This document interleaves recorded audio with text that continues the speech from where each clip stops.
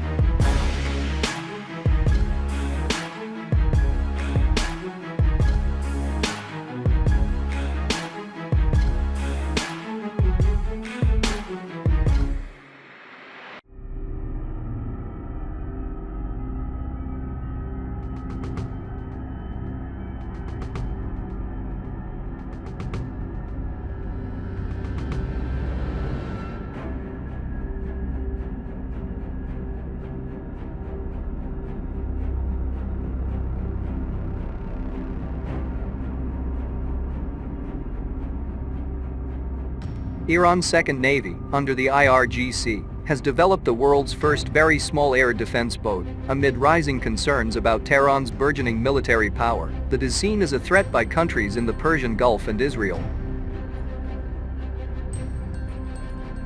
The development of a small defense boat is unique in its own right. This is the first of its kind vessel Iran has likely produced for domestic use by the Revolutionary Guard Corps Navy, according to a report by Naval Analyst and OSINT expert HI Sutton. The vessel is reportedly named the Zulfikar class, which is confusing as a host of other equipment in the Iranian military go by that name. Sutton believes that this small air defense boat has short-range surface-to-air missiles, likely the Nawab, as its primary armament.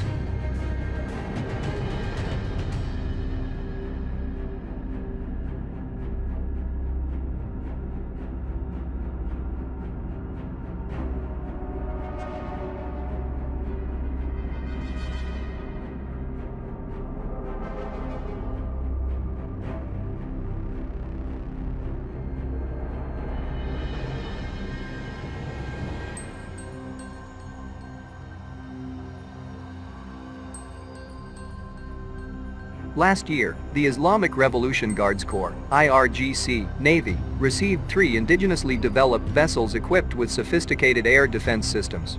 At the time, commander of the IRGC Navy, Rear Admiral Ali Reza Tangsir, claimed that the nation's new speedboats use cutting-edge technology produced by domestic firms to dodge hostile radar. Unlike other vessels equipped with cutting-edge missile defense systems to identify hostile targets, the Iranian Zulfikar air defense boat is more like a sea-mobile air defense system, like the Tor air defense system, according to Sutton. Further, military observers have noted that the boat has a multifunctional ESA radar.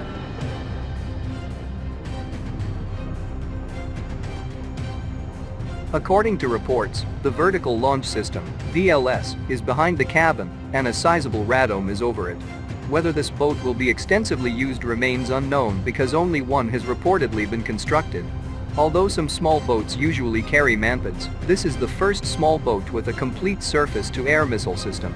It is pertinent to note that smaller boats are particularly susceptible to air assault. However, this is one of the many domestically produced innovative military equipment that has drawn global attention.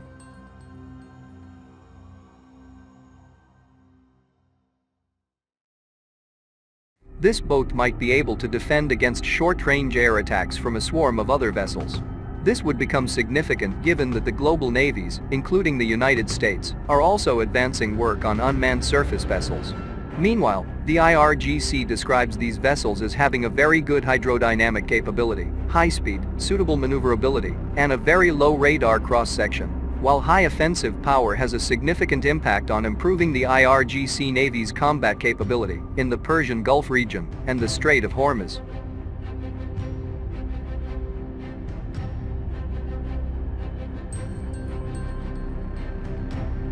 Iran's Gulf defense plan is multi-layered, requiring the simultaneous use of air, ground, and naval weapons to saturate the enemy's defense systems.